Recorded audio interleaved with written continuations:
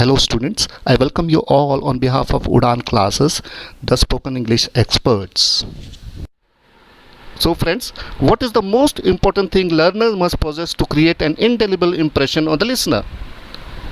Indelible means अमिट and impression मतलब छाप. ऐसी क्या चीज़ है जो लर्नर्स के पास होनी चाहिए ताकि वह अपने श्रोताओं पे अमिट छाप छोड़ पाएँ? हमें ऐसी वोकैबुलरी एंड फ्रेजेस का इस्तेमाल करना चाहिए जिससे श्रोता मंत्रमुग्ध हो जाए और हमें ध्यानमग्न होकर सुने. We must use certain vocabulary and phrases so that we may mesmerize the listeners and they may listen to us with rapt attention. Mesmerize का मतलब मंत्रमुग्ध और rapt का मतलब मग्न होके. Udaan team has developed advanced vocab learning system and unique method of categorize learning. इसमें शब्दों को अलग अलग कैटेगरी में बांटा गया है और इसे इस तरह अरेंज किया गया है ताकि उसमें कुछ लॉजिक हो and mind can retain maximum words according to the logic. Friends, today we are going to learn 20 words and 6 phrases related to being healthy and ill in just 5 minutes by using unique categorized learning methodology. Healthy means fit, robust, hearty and sturdy. Fit मतलब स्वस्थ, robust मतलब strong तगड़ा, hearty का मतलब प्रसन्नचित्त and sturdy मतलब गठीला. Let us see some sentence. He has robust and sound health. उसका अच्छा स्वास्थ्य है. He is strong and sturdy. वह ताकतवर और गठीला है. अब कोई पूछे how is your health? So instead of saying I am fine, thank you, you can say I am robust and sturdy. You can also say I am enjoying sound health. यहाँ पर sound का मतलब होता है good. I am enjoying good health. So अब हम देखने जा रहे हैं कुछ phrases. The first one is hale and hearty. Hearty का मतलब होता है प्रसन्नचित्त. Let us see a sentence. My father is 81 years old. He is still hale and hearty. मेरे फादर 81 ईयर्स के हैं लेकिन फिर भी वो स्वस्थ और प्रसन्नचित्त हैं. Second, in fine feathers. We can say अच्छा स्वास्थ्य है. मोहित is in fine feathers after his illness. Then third phrase we can use is in the pink. In the pink मतलब बहुत अच्छा स्वास्थ्य. फॉर एग्ज़ाम्पल, जिसका अच्छा स्वास्थ्य होता है उसका आरबीसी ज़्यादा होता है. आरबीसी से आपके चेहरे पे लाली आ जाती है तो you can say in the pink. तो after surgery his grand mother is in the pink of her health now. Surgery के बाद उसकी दादी अब बहुत अच्छा स्वास्थ्य में है. Now next is as fit as fiddle. वैसे फिडल का मतलब वायलिन होता है. You can say Akshay Kumar is as fit as a fiddle.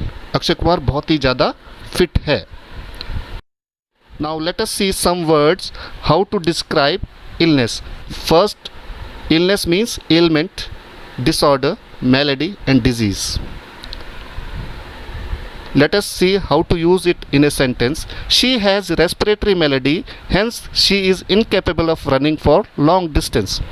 उसे सांस की बीमारी है इसलिए वह कैपेबल नहीं है लॉन्ग डिस्टेंस दौड़ने के लिए. Second, we can say in India mental disorders like depression is a taboo. Taboo का मतलब जो सोशल बॉयकॉट करते हैं, अच्छा नहीं माना जाता. Third is beware of quacks while going for a treatment of any ailments.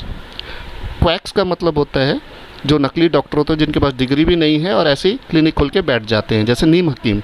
So quack से सावधान रहिए जब भी आप कभी ट्रीटमेंट कराने जाते हैं.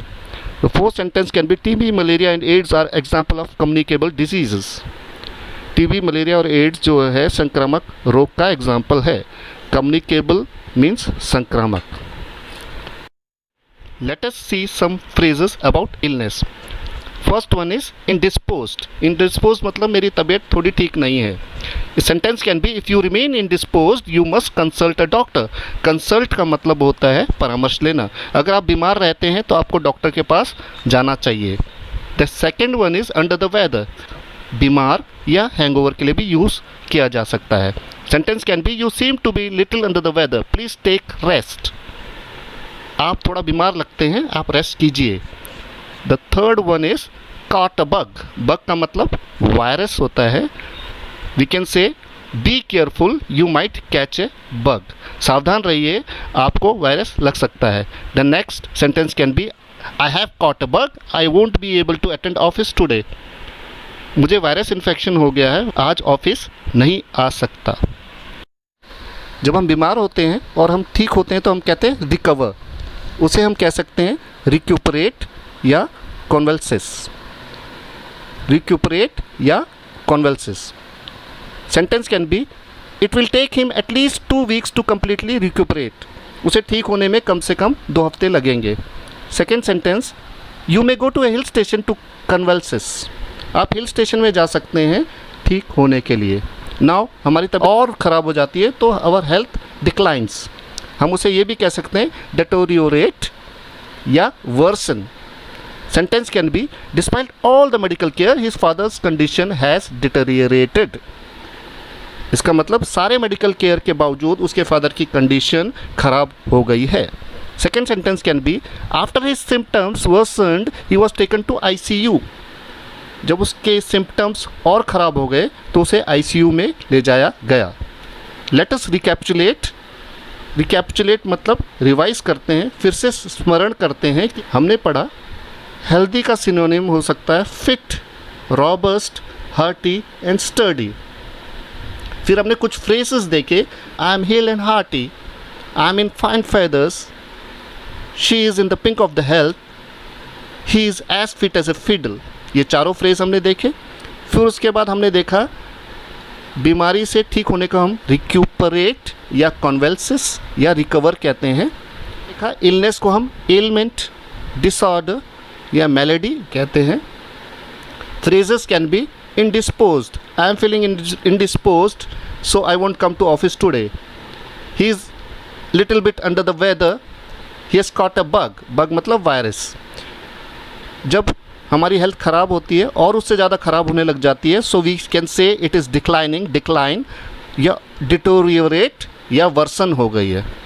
फ्रेंड्स, मैंने अपने सेशन के दौरान कुछ शब्द बोले हैं। इनडेलिबल मतलब अमिट, मेस्मराइजिंग मतलब मंत्रमुग्ध कर देने वाला, रैप मतलब ध्यानमग्न, क्वैक मतलब नकली डॉक्टर, बग मतलब वायरस एंड कम्युनिकेबल मतलब संक्रामक। We have come to the end of the session. We hope that you must have liked the class and you must have got some new information. हम आपसे सिर्फ इतना कहना चाहते हैं कि keep learning. For getting information, please get उड़ान app from Play Store. वहाँ पे हमने कई इन्फॉर्मेशन दी हुई है नोट्स के फॉर्म में, सो गो एंड डाउनलोड उड़ान app from play store. Thank you very much. जय हिंद।